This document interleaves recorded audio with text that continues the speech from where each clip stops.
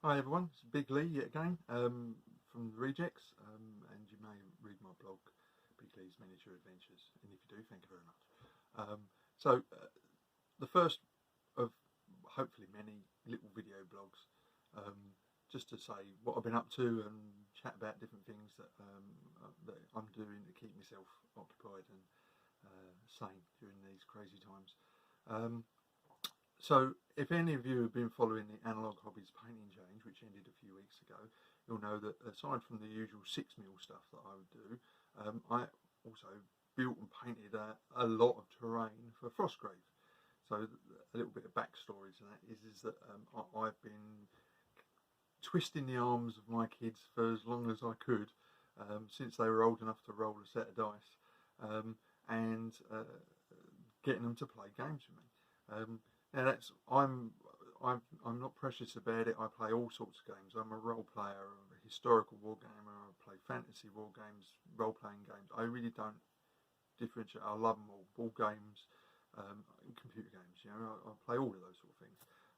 So we've done a lot of variety of things over the years. My eldest daughter, who left home last year, her and her partner have become avid role players playing D&D. So I'm proud because they're going back to my roots with that. And in fact, they've set up a new D&D group. It involves me and my daughter and my younger daughter, and we play. We've got a little campaign going, a Ravenloft campaign going.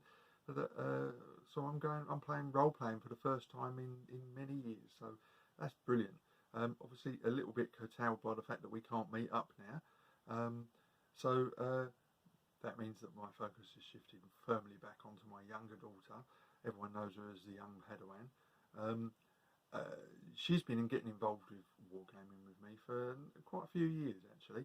I've been forcing her, twisting her arm to play 6mm Ancients using the two of the strongest rules. And she's pretty good, actually. She gives me a run for my money, as does anyone who can roll a set of dice, because my dice rolling is just phenomenally bad. So she's been doing that, but it's not her thing. She's young. She wants to play something fantasy, a little bit quicker, because some of those games can last 2 or 3 hours. She wants to play something that's a bit quicker. So I've been putting out feelers with her and asking her what did she want to do, and for a long time she's been expressing an interest in doing something fantasy based.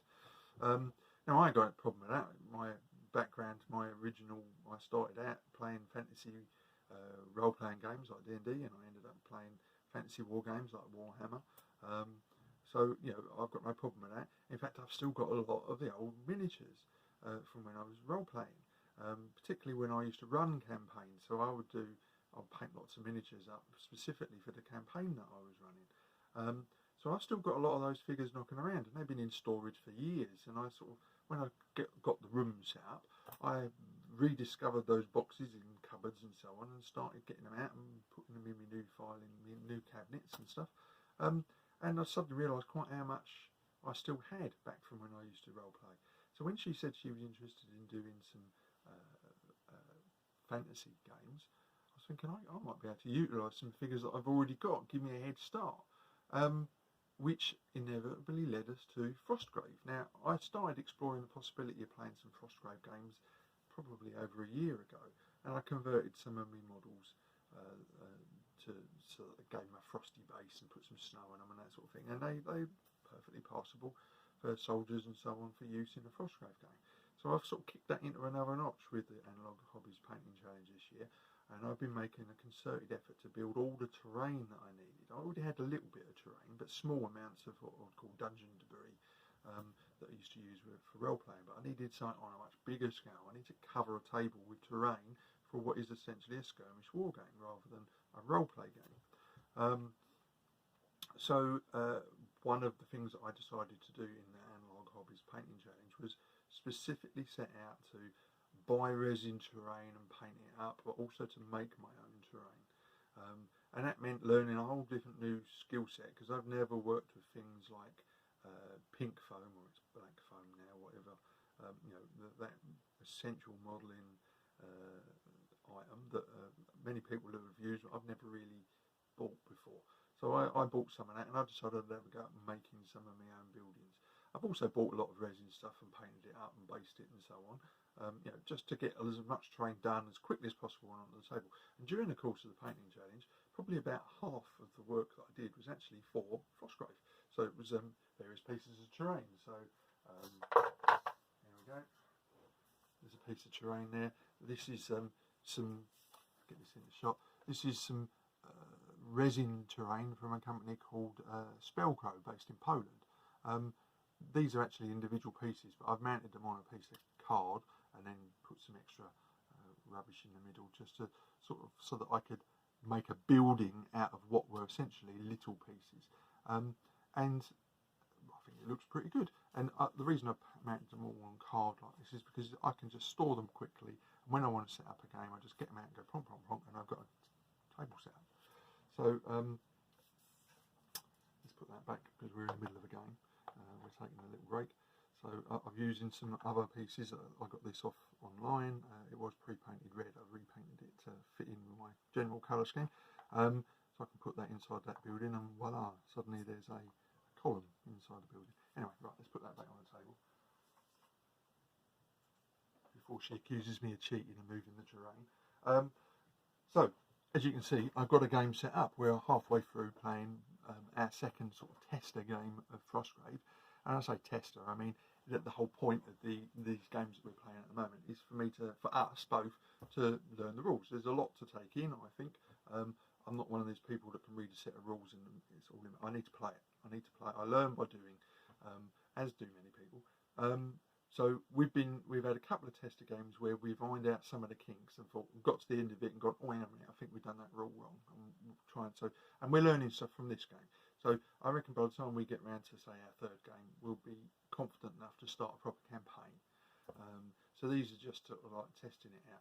Now, the test game that we had last weekend, yeah, she creamed me is probably the nicest way of putting it. As usual, my dice rolling was absolutely horrendous. Hers was amazing. It was embarrassing.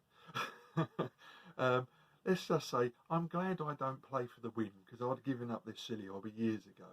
I'm not a great wargamer, I'm not a brilliant tactician. I love the game, I love painting, I love everything associated with it, but if you were expecting tactical brilliance from me, look elsewhere. And when it comes to luck with the dice, yeah, just to say, it's very rare that I do well. Anyway, so we're in the middle of a game. So back to the terrain. So that's a piece of resin terrain that I bought.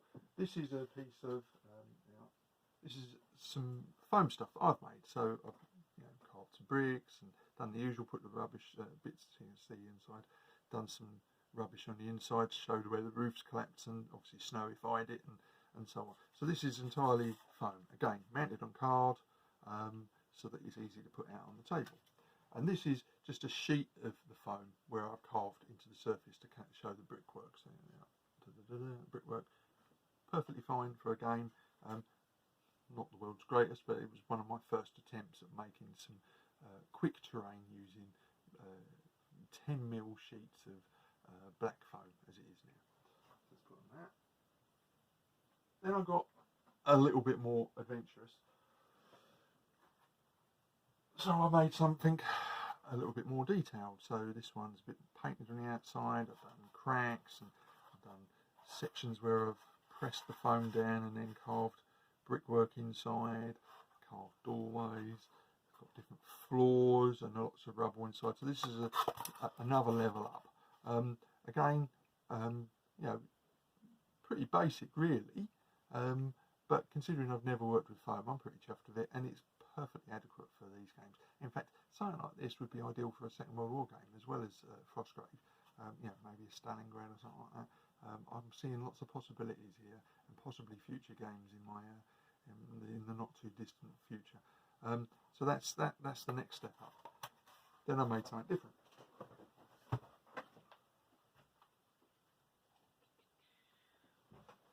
Sorry, you probably had a lovely view of my backside there, but we'll see that later. So then I've made some this tower. Now this one, it's not individual bricks. I literally cut sort of donuts of foam. I used a template and cut them out and then stacked them one on top of the other. Of course, the problem is they're not entirely the right shape. To be honest, it works for me because it looks like a building that's been battered by snow and ice and over 1,000 years. So I'm pretty chuffed with that, to be honest. I've even managed to put some stairs in the top bit and some rubble in the bottom. I don't think you can't see inside, but whatever. There's a lot of rubble and stuff inside. And again, they mounted it on a little bit of card just so that it was easy to plonk down on the games table. My general colour theme is nice and simple: black base coat, everything, and then 2 or 3 dry brush layers in successively lighter greys until I end up with basically a very light dusting of white to give that sort of frosted look. Really simple, not exactly top quality painting, but you know what, for wargaming terrain I've managed to do enough to cover a 6x4 table in only 3 months, and that's while doing other projects, so yeah, it works. Put that back. And then, I've got some other bits on here. I managed to find some old rubber roads that I've, again, repainted so that they look, so they're cobbled roads and stuff. I made some little pieces of scatter terrain, so little collapsed walls. I'm going to make a load more of these because actually there needs to be more of that on the table, I think. But I'm quite chuffed with those. It looks quite good. Again, really easy to do. A little bit of plastic card on the bottom, shaped. I made a section of wall, carved in the bricks, put a bit of gravel around the outside. Simple paint job, really easy. I've done a couple of those, but I'm going to definitely do some more. And then I've got some old pieces of D&D terrain, so dungeon debris as we call them. So I think this is an old, I think this might be by Ainsley, I don't know. I've got pieces of resin scenery from all different places. You get them in D&D games and stuff like that, and I'm always picking. I've got loads of stuff from years back that I've used for dungeon stocking, if you like, for putting down on a table when you're using miniatures. But there's companies producing this stuff pre-painted. You don't have to paint it yourself. Do you know what? It's a nifty little bit of terrain. Could be used for all sorts of things. It could be a plinth with a statue on it, or just part of a ruin. I've got loads of bits like that. Lots of little bits of resin terrain. And at the back of the table, I won't bother getting it now, I've got some things like some tombstones and a little mausoleum. They're by a company called Debris of War. Check them out, they're brilliant. They do a lot of the grass tufts and flocks and stuff, but they've also got a really good line of resin terrain. I can't recommend it high enough. I bought loads of their stuff. Some of these churches and temples at the back here, which if you go back on my blog, you'll see pictures, more detailed pictures of them. They're just brilliant, fantastic little pieces of terrain. Lovely resin, easy to paint up, just brilliant stuff, and cheap for what you're getting, compared to some other companies. So highly recommended. That's Debris of War. My check's in the post. So we've been playing this game. We're halfway through. It's turning into a bit of a slog, frankly, because we've got fairly evenly matched teams, and so far I've managed to neutralise all of her worst spells with some of my own. So we've sort of got each other at loggerheads at the moment. I guess the outcome of the game will end up being determined based on whoever gets the first kill, basically, and that's going to be down to dice rolling, I think. So we're both playing it a little bit cautious at the moment. So we got about halfway through it yesterday, and the wife called us down for dinner. They called us in from playtime, and so we went down and we decided we'd resume the game today, which is Sunday. So that's the beauty of having a little games room and a small table. I can leave this set up, whereas before I had a room, we would be doing this downstairs, competing with the TV for concentration, and obviously having to clear the table now and again. So I couldn't leave stuff set up for more than a day. Even modelling projects I had to sort of tidy away before when I finished. Now I can leave stuff out, so if you have the opportunity to set yourself up a little games room, I highly recommend it. It has massively increased my productivity. Yeah, that's it for now. I think I've covered everything I wanted to cover today. So that's Frostgrave. That's what we've been keeping ourselves occupied this weekend. No doubt there'll be plenty more of those games going forward. And that's it. Stay safe, everyone.